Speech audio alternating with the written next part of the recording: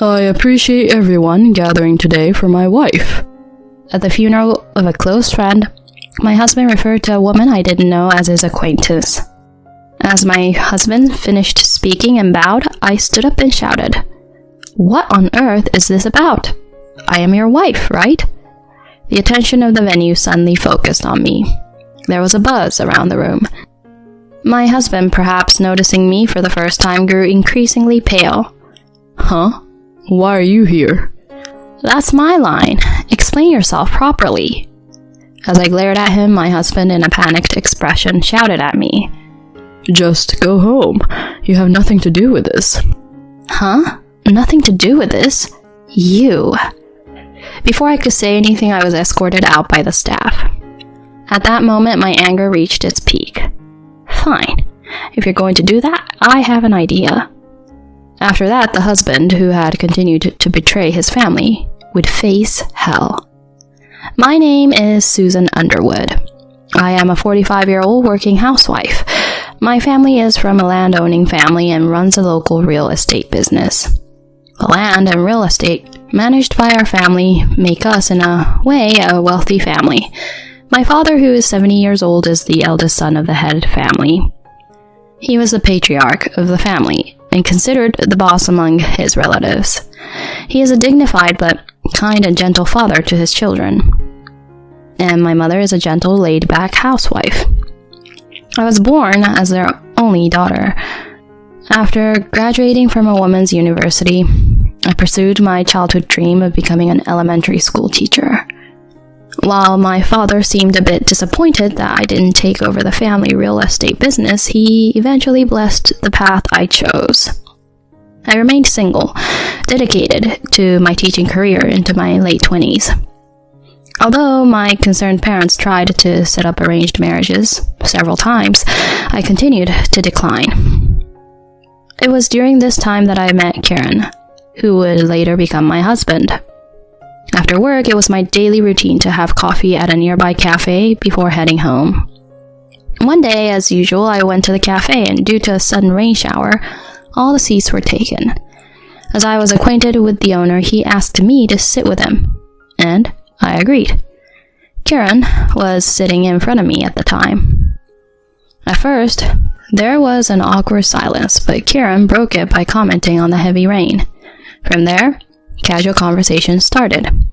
He worked as an employee for a nationwide rental agency and was the same age as me.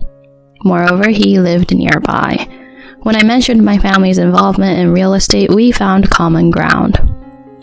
We exchanged contact information and went on several dates at that cafe, eventually leading to a relationship. After a year of dating, Karen proposed, and we became engaged.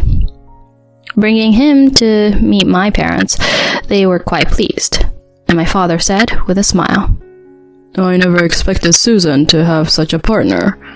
I support the marriage. I'm really happy. Karen responded nervously. Thank you, sir. I will make Susan happy. My dad, satisfied with Karen's respectful response, then becomes serious. Regarding our wishes for the marriage, if it's okay with you, Kieran, we would like you to become our son-in-law. Son-in-law? Karen seems surprised. My father continues to explain to him. Susan has no intention of quitting her job as a teacher, and ideally, we would like you to become the successor to our family company. You have qualifications in real estate, and I think it's not a bad proposition. After thinking for a while, Karen tells my dad this. I'll have to ask my dad for his opinion. I cannot reply to you right now, but I will think about it positively. The following week, we went to Karen's father to seek permission for the marriage. Karen's mother had passed away early, leaving only his father at home. Upon hearing the discussion, Karen's father immediately gave his approval.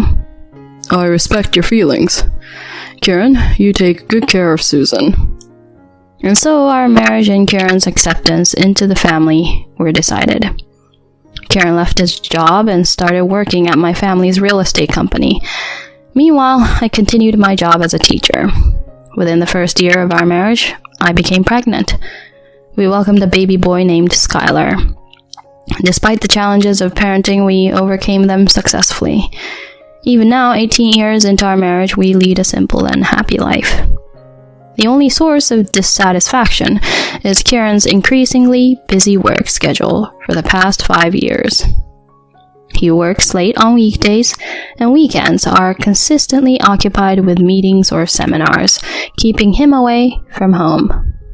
When Skylar was younger, we spent every day together, and on Kieran's days off, we used to go out somewhere. However, this abruptly changed 5 years ago. Skylar was in the upper grades of elementary school by then, and at an age when he wanted to be with his friends rather than his parents. So it wasn't a significant issue. When Skylar took the middle school entrance exam, my husband offered a little support and seemed uninterested. Naturally, the conversations between us, as a couple, drastically decreased. During the high school entrance exams, Kieran mostly offered words like, "Well, do your best," and provided minimal support, leaving me to handle almost all aspects of sending Skylar to tutoring, as well as supporting him through the exams. Frustrated, I spoke to Kieran once. "Hey, Kieran, lately it feels like you've been so immersed in work that you're neglecting the family. I want you to talk more with Skylar." At this, Kieran responded with a somewhat irritated expression. "He's not at an age where his parents need to constantly fuss over him, is he?" "But you don't even take time for us as a couple." "I've said it many times. I'm busy with work right now. This is a period of training until your father officially hands over the company to me. If I don't dedicate myself to the business, and it doesn't run smoothly, it will be a problem for you and the relatives, right?" "Well, yes, but..." With dissatisfaction still evident in me, Kieran let out a deep sigh. "I've been working hard since marrying into this family. Isn't it natural for you, as my wife, to understand that and support me?" "I understand. My father still operates the real estate company as the president. Kieran has become an executive, supporting my father and learning the business in the process." With the sense of indebtedness from requesting him to marry into the family, I couldn't press Kieran further. One day, amid such a life, I received a message on my phone, and the sender was Kayla, my friend from college. We were close friends since our university days, both aspiring to become teachers. Even after becoming teachers, we often dined together, and she attended my wedding, showing affection for Skylar. However, due to our busy schedules and my focus on Skylar's exams, we hadn't met for a while. I wonder what happened to Kayla. Since we haven't seen each other for a while, maybe she's inviting me for tea? While thinking about such things, I opened my phone and was so surprised that my eyes widened. It turned out to be a notice of Kayla's passing sent by her mother. "My daughter Kayla peacefully passed away after a year-long battle with illness."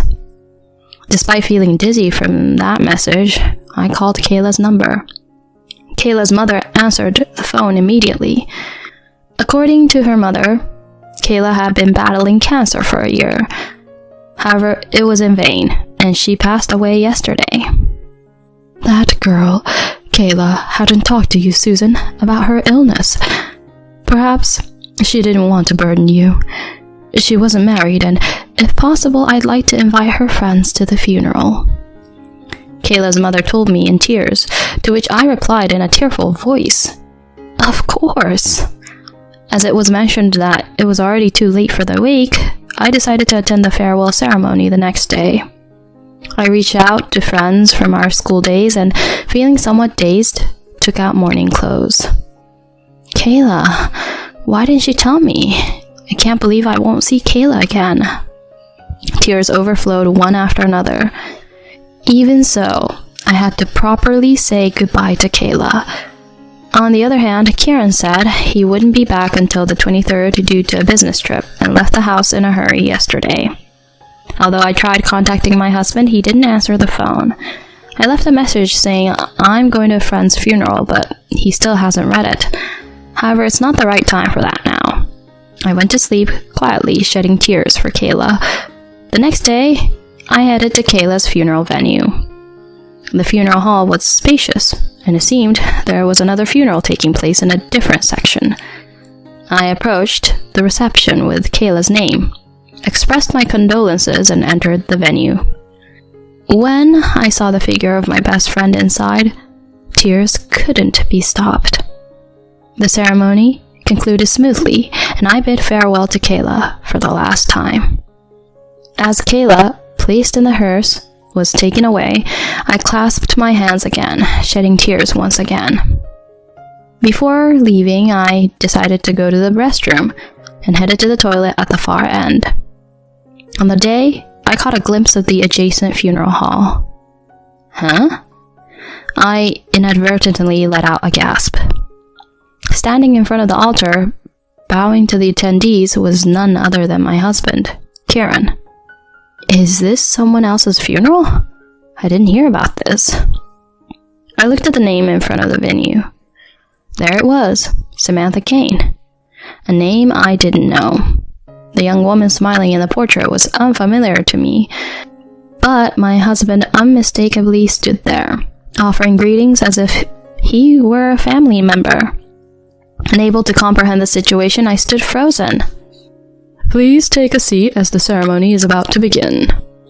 The staff motioned to me to take a seat at the back of the hall, and I sat down. My husband continued to occupy the family seat as usual. Next to him, a man and a woman who seemed to be the parents of the woman were sitting crying. In the quiet venue, a voice echoed through the microphone. Today, we have gathered to express our gratitude for my wife, Samantha. The one who uttered those words was my husband, Kieran. I was left speechless and could only listen in silence. Samantha passed away from a sudden heart attack 2 days ago. Even though it was unexpected, I am overwhelmed with grief. The man, tearfully sharing his words, unmistakably appeared to be my husband. At that moment, I realized everything. This must be the funeral of Kieran's affair partner. And what is this about a wife? As Kieran finished speaking and lowered his head, I stood up and shouted, Kieran, what on earth is going on here? Am I not your wife? The attention of everyone in the venue shifted towards me. There was a buzz around the room. My husband, perhaps noticing me for the first time, grew increasingly pale.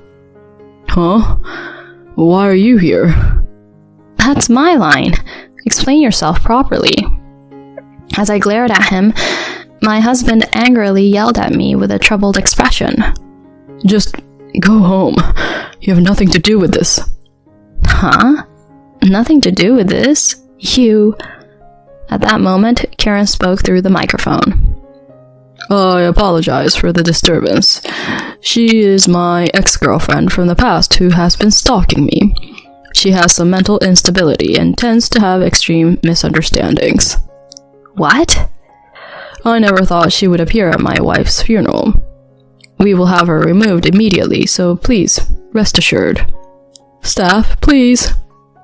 Before I could say anything, I was grabbed by the staff on both sides and dragged outside. The door closed in front of me, and a sense of despair overwhelmed me. At that moment, my anger reached its peak, betraying the family without a proper explanation, treating me like a stalker, and kicking me out. What on earth was he thinking?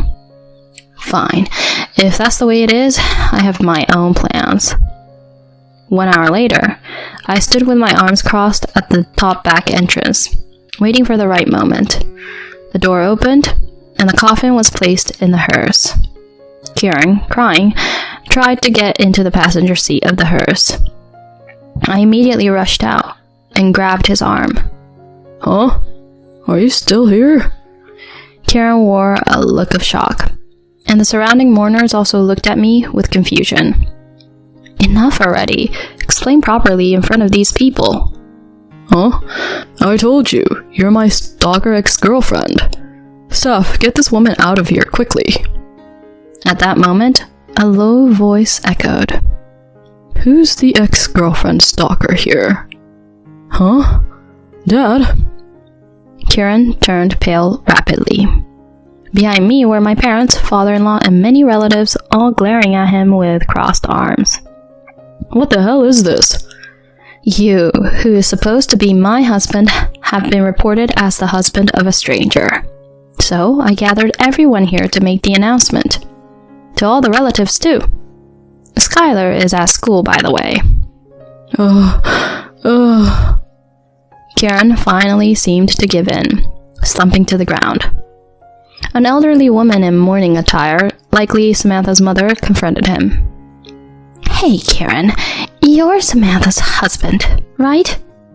What is going on here? The funeral attendees became unsettled, creating a commotion. You're Samantha's mother, aren't you? Would you mind having a conversation? I approached her and suggested we stop the hearse to talk inside the hall. Surrounded by a large extended family, his father, and my parents, Kieran was completely dwarfed and trembling. Ignoring Kieran, I explained the situation to Samantha's parents. Kieran and I got married 18 years ago and have a 16-year-old son. At that point, Samantha's parents began to speak as if abruptly leaving their seats. Kieran and Samantha got married 4 years ago. It seemed their relationship started when Samantha, a bookstore clerk, was approached by Kieran, a regular customer. When he expressed a desire to marry her, she initially opposed it, citing their age difference. However, upon realizing the genuine love between them, she eventually gave her approval. Due to Kieran's busy work schedule and frequent business trips, they could only meet on weekends, but Samantha appeared happy until she passed away due to a heart attack the day before yesterday. Having heard everything, I glared at Kieran. How about you confess with your own words soon? Kieran finally resigned himself. He confessed to hiding his marital status and having been in a relationship with Samantha for 5 years.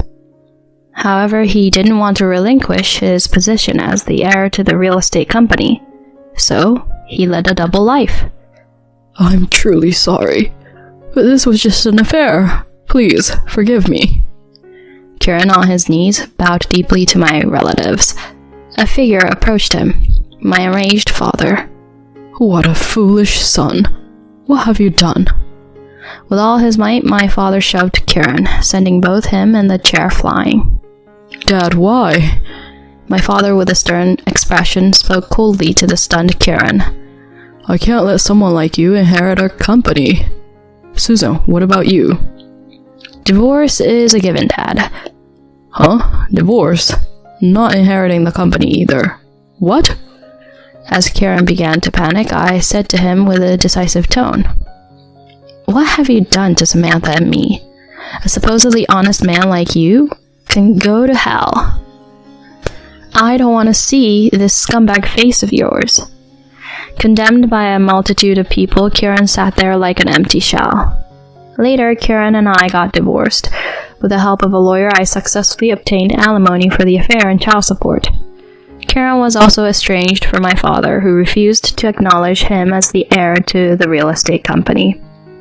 Facing lawsuits from Samantha's parents, he fell into a messy legal battle. Kieran lost everything: his home, his family, and his livelihood. He seems to have rolled into a difficult phase of life, working tirelessly like a workhorse for alimony and child support. Even hearing this, I feel no sympathy at all. I can only hope that Samantha's parents receive the fullest possible restitution. I, on the other hand, am back at home with my son Skylar and living a peaceful life.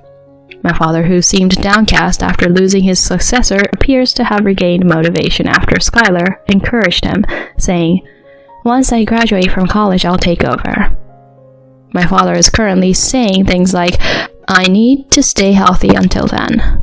I look forward to Skylar's growth and a brighter life ahead.